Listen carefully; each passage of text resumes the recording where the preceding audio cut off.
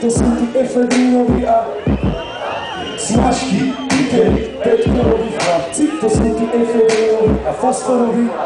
Smažky, pikery, 5-kiloví chlapci, to sú tí efedrínoví a fosforoví chlapci. Nepoznajú spánok, lebo sú to chorí chlapci. Budujení, bývali to takí dobrí chlapci. Takže každý vie, že to provení hodnoty. Niektorí kvôli nemu chodia fajčiť kokoty. Iní zase kradnú, a keď prídeš z roboty, zistíš, že tí pivníci chýbajú kompoty. Prídu noc, vtedy sa začnú zbierať, ak to chce s nimi žiť, tak musí s nimi spievať. Majú v piči, ujebu všetko, čo sa dá predať, a keď sa to nedá predať, tak si to môžeš nechať.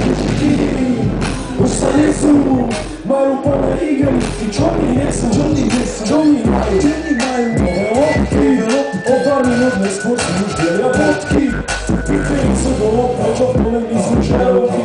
Uberajú ich jak zo stromčeka salónky. Holobník tam jedne nové, ak to zmizne do pohodí. Neveríš, keď ty sa pozrie, tak toto tu chodí. Viem, že je to smutné, ale je to tak. Veľa chlapcov v našom meste ľúbi fetovať.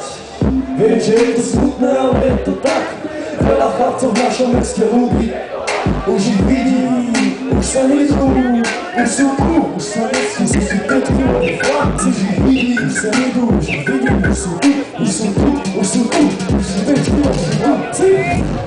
OK.